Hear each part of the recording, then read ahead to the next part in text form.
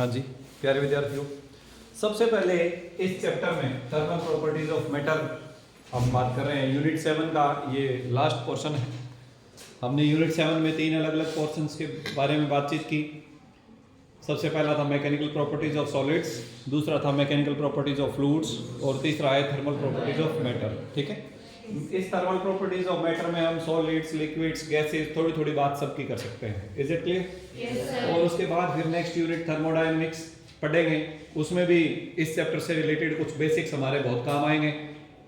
तो इसलिए ये जो चैप्टर है इसे बहुत ध्यान से पढ़ना है। क्यों पढ़ना है? क्योंकि ये चैप्टर ना सिर्फ इस चैप्टर के लिए जरूरी है, बल्कि नेक्स्ट जो थर्मोडायनेमिक्स पढ़ेंगे तब भी ये काम देगा, और उसके बाद में काइनेटिक थ्योरी ऑफ गैसेस पढ़ेंगे तब भी ये काम देगा। समझ आया कि नहीं आया? Okay, sir. तो ये अगले 2 चैप्टर्स को और भी अगर शामिल कर लें तो तीनों के लिए वेरी वेरी इंपॉर्टेंट। कुछ टर्म्स जो हैं वो आपस में कॉमन होंगी, जो हम यहाँ पढ़ेंगे उसी को थर्मोडायनेमिक्स में भी बात करेंगे, उसी की केटीजी यानी काइनेटिक थ्योरी ऑफ गैसेस में भी उसकी बात करेंगे। तो जो चीज़ मैं अभी एक बार बता दूं आप बच्चों को, वो आपको रेगुलरली ध्यान में रहना चाहिए। जो भी टर्म मान लीजिए कोई डेफिनेशन हमने आज पढ़ी और वो नेक्स्ट यूनिट में काम आ रही है, तो वो आप बच्चों को याद रहनी चाहिए। क्लियर हुआ? Yes, समझना है, ना समझ आए दोबारा पूछ लेना। बात करने जा रहे हैं हीट एंड टेम्परेचर की। Heat and Temperature. टेम्परेचर। तो चलिए सबसे पहले बात करते हैं व्हाट इज हीट। हीट तो आप सब बच्चों को पता होगा, Yes, sir. Form of energy है। Yes. एनर्जी का ये एक टाइप है, बहुत सारे टाइप की एनर्जी होती है। जैसे आपने अब से पहले मैकेनिक्स जब पढ़ा तो आपने बॉडीज की काइनेटिक एनर्जीज की बात की, हमने बॉडीज की पोटेंशियल एनर्जीज की बात की, स्प्रिंग सिस्टम में बॉडी की पोटेंशियल एनर्जी की बात की। ठीक इसी प्रकार अब हम हीट एनर्जी की बात करेंगे। ग्रेविटेशनल पोटेंशियल एनर्जी की आप बच्चों ने बातचीत की। तो वेरियस टाइप्स ऑफ एनर्जी हम फिजिक्स में स्टडी करते हैं, ठीक है ना। उसी में से एक टाइप हमारे पास है हीट एनर्जी। अब जो हीट एनर्जी है बच्चों, एक्चुअल में किस वजह से होता है? जैसे मान लीजिए हम अभी सर्दियों का सीजन चल रहा है, विंटर सीजन में हम पानी गर्म करते हैं, है ना। पानी गर्म करते हैं, उसके नीचे आग जलाते हैं या किसी और मेथड से करते हैं। उसमें होता क्या है, जब हमने आग जलाई किसी वाटर सिस्टम के नीचे, मान लेते हैं कि ये कोई वेसल है और इसके नीचे आपने फ्लेम यूज किया, फायर यूज किया, उससे क्या होता है, सपोज ये वाटर पार्टिकल्स हैं, तो वाटर पार्टिकल्स की इंटरनल एनर्जी बढ़ती है। वाटर पार्टिकल्स की इंटरनल एनर्जी बढ़ती है। 2 टाइप की इंटरनल एनर्जी पार्टिकल्स में होती है। कौन कौन सी? एक होती है बेटे काइनेटिक एनर्जी, एक होती है potential energy. Kinetic energy and potential energy. और दोनों ही टाइप की एनर्जी चेंज होती है जब आप उसको हीट देते हैं। नीचे से अगर आपने फायर जलाया तो दोनों टाइप की इंटरनल एनर्जी के चेंज होने की वजह से उसके अंदर हीट एनर्जी होती है। अंडरस्टूड और नॉट? Yes, sir. तो हीट क्या है? It is a form of energy. It is a form of energy. और इसमें भी हम ये कहते हैं कि भाई हीट जो है ना ये फ्लो करती है। हीट क्या करती है बच्चों? फ्लो करती है। एक बॉडी जिसका टेम्परेचर हाई हो उससे एक बॉडी जिसका टेम्परेचर लो हो उसकी तरफ, हाई टेम्परेचर से लो टेम्परेचर की तरफ। इसीलिए हमने दोनों चीजों को एक साथ लिखा है, हीट एंड टेम्परेचर, क्योंकि दोनों कंसेप्ट हम एक साथ पढ़ने वाले हैं। कोई दिक्कत किसी बच्चे को? ठीक है। तो it is actually the energy associated with atoms due to its configuration and random motion we can also say. तो लिखिए फटाफट से हीट की डेफिनेशन लिखिए, रिपीट नहीं करूंगा। The energy associated with configuration and random motion of the atoms or molecules in a body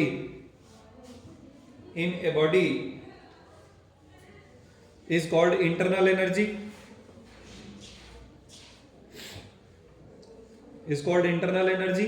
और internal energy का एक पार्ट, अब ध्यान से सुनिए, अभी तक हमने इंटरनल एनर्जी की बात करी है। इंटरनल एनर्जी का एक पार्ट हायर टेम्परेचर से लोअर टेम्परेचर वाली बॉडी की तरफ फ्लो करता है, उस पार्ट को हीट बोलते हैं। उस पार्ट को हम क्या बोलते हैं?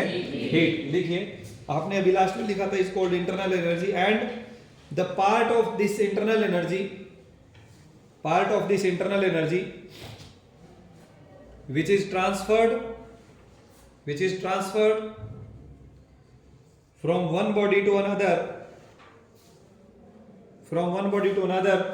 due to temperature difference is called heat. A part of this internal energy transferred between two bodies due to temperature difference is called heat. दो बॉडीज में टेम्परेचर डिफरेंस होने की वजह से इंटरनल एनर्जी का जो हिस्सा फ्लो करता है that is known as heat. Clear हुआ कि नहीं हुआ? हीट एक स्केलर क्वांटिटी है। हीट क्या है सर?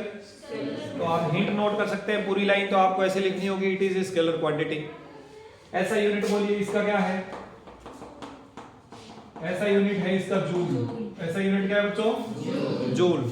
और हम कैलोरी को प्रैक्टिकल यूनिट के रूप में यूज करते हैं। हीट की प्रैक्टिकल यूनिट के रूप में किसे यूज करता है? कैलोरी। तो प्रैक्टिकल पर्पस के लिए हम यूज करते हैं कैलोरी। 1 कैलोरी में 4.18 जूल्स होते हैं बच्चों। 1 कैलोरी में कितने जूल्स होते हैं? 4.18 जूल्स। कोई डाउट किसी बच्चे को? No sir. अगर हम हीट के डायमेंशंस की बात करें तो किसके बराबर होगी? एनर्जी के बराबर। तो m1 L2 T - 2 इसकी डायमेंशंस हो जाएंगी। कोई समस्या है किसी बच्चे को? No sir. ठीक है जी। तो ये था आपके पास हीट। अब हम थोड़ी सी बात कर लेते हैं टेम्परेचर की। किसकी बात कर लेते हैं? टेम्परेचर की। टेम्परेचर क्या है बच्चों? कई बार है ना, जब बच्चा मान लीजिए साइंस के कंसेप्ट्स को अच्छे से नहीं पढ़ता है या कोई सपोज साइंस का स्टूडेंट नहीं है, वो हीट और टेम्परेचर को एक ही समझता है, जबकि हीट और टेम्परेचर दो अलग अलग कंसेप्ट है। हीट तो एनर्जी है और टेम्परेचर किसी भी बॉडी का हमें ये बताता है कि वो बॉडी कितना हॉट या कितना कोल्ड है, यानी डिग्री ऑफ हॉटनेस और coldness of a body is temperature. Degree of hotness और कोल्डनेस ऑफ ए बॉडी। तो टेम्परेचर ये बताता है कोई बॉडी कितना गर्म है या कोई बॉडी कितना ठंडा है। क्लियर हुआ? और जो बॉडी गर्म है मींस उसका टेम्परेचर ज्यादा है, से जो बॉडी ठंडी है कम टेम्परेचर वाली, तो हायर टेम्परेचर से लोअर टेम्परेचर की तरफ हीट फ्लो करती है। क्लियर हुआ कि नहीं हुआ? तो लिखिए it is the degree of hotness और coldness of a body. It is the degree of hotness और कोल्डनेस ऑफ ए बॉडी। कोई बॉडी कितनी गर्म या कितनी ठंडी है उसे हम बोलते हैं टेम्परेचर। उसे क्या बोलते हैं? टेम्परेचर। तो ये एक ऐसी फिजिकल क्वांटिटी है जो बॉडी का हॉटनेस और कोल्डनेस का एक्सटेंट बताती है। Fine? Any doubt anybody? No sir. ठीक है जी। इसका ऐसा यूनिट क्या है? इट्स ऐसा यूनिट इज केल्विन। क्या है? केल्विन। रिप्रेजेंटेड बाय के। रिप्रेजेंटेड बाय के। और इसका डायमेंशन बोलो बोलो। It's dimensional formula is m0 L0 T0 K power 1।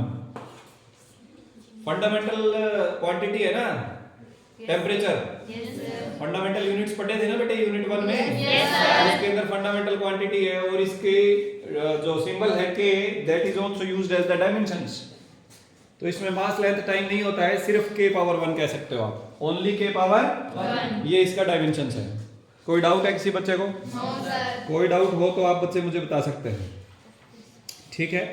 Practically हम लेबोरेटरी के अंदर हम 10⁻⁻8 से लेकर 10⁻+8 केल्विन के बीच के टेम्परेचर्स मेंटेन कर सकते हैं या प्रोवाइड करवा सकते हैं। लेबोरेटरी में 10⁻⁻8 केल्विन से लेकर 10⁻+8 केल्विन तक का टेम्परेचर बढ़ा सकते हैं, but it is not easy, लेकिन we can do this. Is it fine? Yes हाँ, सर। वो अलग बात है कि हम अपने स्कूल लैब में ऐसा नहीं कर सकते। इसके लिए बहुत गुड इक्विप्ड लैब चाहिए हमें, यानी जो साइंटिफिक लेबोरेटरीज जो नेशनल स्टैंडर्ड्स के ऊपर या इंटरनेशनल स्टैंडर्ड्स पर रहती हैं वहाँ ये सब किया जा सकता है। अब जैसे हाइड्रोजन बॉम्ब वगैरह बनाते हैं जिन लेबोरेटरीज के अंदर या उसके उससे रिलेटेड एक्सपेरिमेंट्स करते हैं, तो वहाँ 10⁻6 10⁻7 केल्विन टेम्परेचर चाहिए। जहाँ न्यूक्लियर रिएक्शंस करवाते हैं, आप 12th क्लास में पढ़ेंगे न्यूक्लियर फ्यूजन रिएक्शन, हल्के न्यूक्लियस का जुड़ के भारी न्यूक्लियस बनाना, तो वो 10⁻7 केल्विन के आसपास टेम्परेचर चाहिए वैसी रिएक्शंस के लिए। तो लेबोरेटरी में इट कैन बी डन। ये वैसे ही आपको जानकारी के लिए बताया क्योंकि टेम्परेचर से रिलेटेड कंसेप्ट है इसलिए। ठीक है बच्चों?